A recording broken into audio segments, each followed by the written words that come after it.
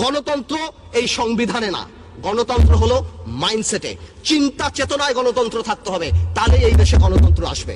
মাই speaker, আমি আর বেশি সময় নিব না, একটা কথা বলি, পলিটিক্সে there is a simple line, that is the straight line. আপনি জনগণের জন্য কাজ করবেন, জনগণকে আপনাকে ভোট দিবে। আপনি এর বাইরে যা চিন্তা করবেন সেটাই কনস্পিরেসি, যত উপরে উঠাবেন পতন ততই খারাপ হবে। মাই speaker, calm down, you'll have your turn if you understand. মাননীয় স্পিকার, আমি তো শুনতাম আওয়ামী লীগ গরিবের সরকার, জনসাধারণের সরকার, ছোটবেলা থেকেই শুনে এসেছি। মাননীয় স্পিকার, এখন দেখি আওয়ামী লীগ ব্যাংকারদের সরকার। কই বাবা, এই যে রাজনৈতিক বিবেচনায় নতুন ব্যাংক।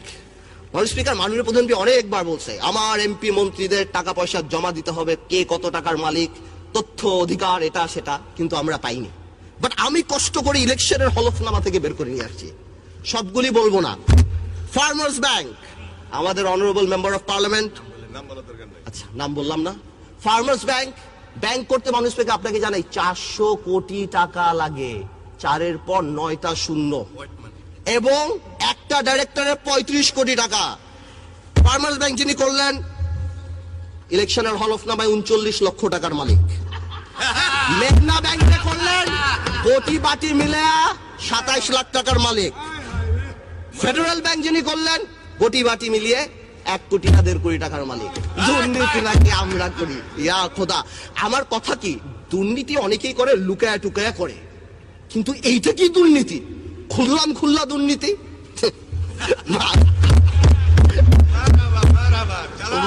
আমরা কি কিছু ডিজিটাল দুর্নীতির স্যাম্পল দিতে চাই। দুর্নীতির কথা স্টার্ট করলে শেয়ার মার্কেট নিয়ে কথা বলতে হয়, অর্থনীতি নিয়ে কথা বলতে হয়।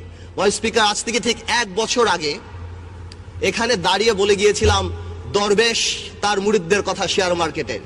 সেই দরবেশের কথা এখন বাচ্চাও বাংলাদেশে কিন্তু বলতে পারে। সেই দরবেশের বিচার হয় নাই মাননীয় স্পিকার। এছাড়া আরো যত মুরিদ ছিল কারোই বিচার হয়নি। মাননীয় স্পিকার, গতবার তো বলে গিয়েছিলাম শেয়ার মার্কেটে জড়িত কারা ছিল। এখন সময় এসেছে হালকা করে বলার কিভাবে শেয়ার মার্কেটের ঘটনাটা ঘটানো হলো। 2010 সালের সেপ্টেম্বরে সিডিবিএল দেখলেই বোঝা যায় জেড ক্যাটাগরি নামে কোন কোন কোম্পানিগুলি তাদের টাকাগুলি বের করে ফেলেছে। আমার কাছে এখানে 8টা কোম্পানির নাম আছে যারা 1800 কোটি টাকা উঠিয়েছে। এখানে আরো 26টা কোম্পানির নাম আছে যারা 1900 কোটি টাকা উঠিয়েছে। এখানে আরো আছে যারা 2000 কোটি টাকা উঠিয়েছে। মানে স্পিকার, সংসদ বা আমাদের গভর্নমেন্ট থেকে, সরকার থেকে বলা হলো, রেগুলেটর লাগানো হলো, এটা লাগানো হলো, অনেক কিছুই দেখেছি আমরা। পরে আবার সিসিটিভি ক্যামেরাও লাগানো হলো। এই টিভি ক্যামেরাগুলি যদি এই কালপিটদের বাড়ির সামনে লাগানো হতো তাহলে দেখা যেত এই টাকাগুলি কোথায় গিয়েছে। মাননীয় স্পিকার,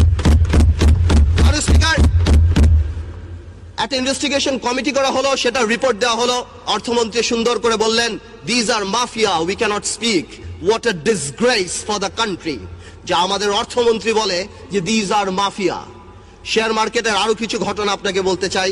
কয়েকদিন আগে পেপারে দেখলাম আমাদের বাংলাদেশ ব্যাংকের গভর্নর, কি নাম, ডক্টর আতিয়ার, তাকে ইন্দিরা গান্ধী অ্যাওয়ার্ড দেওয়া হচ্ছে।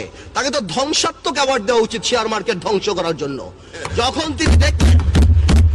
তিনি দেখলেন যে 40% to 30% ইনভেস্টমেন্ট ব্যাংক করে ফেলেছে, তিনি যে বুঝালেন, আগে থেকে অর্থমন্ত্রী যিনি অন রিপিটেড ফ্যাশন আগেও বলেছে আমি শেয়ার মার্কেট বুঝি না, তাদেরকে নিয়ে শুধুমাত্র ওয়ার্ল্ড ব্যাংক আর IMF কে খুশি করার জন্য, চাকরির শেষে ভবিষ্যতে অন্য চাকরি পাওয়ার জন্য কি বলা হলো, bank must withdraw the money.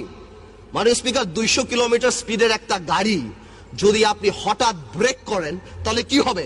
যাত্রীরা নিহত হবে। এই বাংলাদেশের ব্যাংকের কিছু ব্যবসায়িক শকুনরা আর তাদের আশেপাশের কিছু ব্যবসায়ীরা এই শেয়ার মার্কেট থেকে টাকাটা নিয়ে আরম্ভ করলো। আমার শেয়ার মার্কেটটা ভেঙে চূর্ণ বিচ্ছিন্ন হয়ে গেল, বাংলাদেশের মিডল ক্লাস ফ্যামিলি ধ্বংস হয়ে গেল। মাননীয় স্পিকার, মাননীয় প্রধানমন্ত্রী উদ্যোগ নিলেন, এই দরবেশকে আবার সেই সিটে বসালেন। আমার মনে আছে, আমি ছিলাম না সংসদে, তবে সুরঞ্জিত গুপ্ত সাহেব বলেছিলেন, কি জানি ভূত, শস্যের মধ্যে ভূত থাকা। দরবেশও কিছু করতে পারলো না, বিভিন্ন ব্যাংকের সাথে কথা বললেন, বললো নাকি কিছু টাকা দিবে, কোন প্রাইভেট ব্যাংকের মালিক একটা টাকাও দিল না এই শেয়ার মার্কেটে। মাননীয় স্পিকার, এমনও দেখা গিয়েছে অনেক ব্যাংকের মালিকরা তারা ডাইরেক্ট ব্রোকারেজ হাউসে এই টাকাটা নিয়ে গিয়েছে। এটা বাংলাদেশের সবচেয়ে বড় কারাপশন, এই ইতিহাস হয়ে থাকবে। আমি একটা কথা বলতে চাই, সরকারের উচিত কোন আইন পাশ করে রেট্রোস্পেক্টিভ এফেক্ট দিয়ে এই শেয়ার মার্কেটের কালপ্রিটদের বিচার করা, অথবা এমন কোন আইন করা যাতে আগামীতে শেয়ার মার্কেটে কেউ কোন ধরনের এই ধরনের ফাঁস না করতে পারে। মাননীয় স্পিকার, 1 কোটি লোক রাস্তা এফেক্টেড। বাংলাদেশের মানুষের কাছে এই হাতে গোনা কয়টা টাকাই তো তাদের সোশ্যাল ইম্প্যাক্ট, তাদের সোশ্যাল রেসপেক্ট। যাদেরকে আপনি দেখেন মাননীয় স্পিকার রাস্তায় দাঁড়িয়ে শেয়ার মার্কেটের জন্য চিল্লাচিল্লি করছে, তারা কিন্তু সর্বস্ব হারিয়েছে। আরো অনেক লোক আছে, আরো অনেক মা বোনের আছে, আরো অনেক মিশনে আমার আর্মি অফিসাররা আছে, আরো অনেক পুলিশের কর্মচারী আছে, সরকারি কর্মচারী আছে, যারা রাস্তায় লজ্জায় বের হতে পারে না।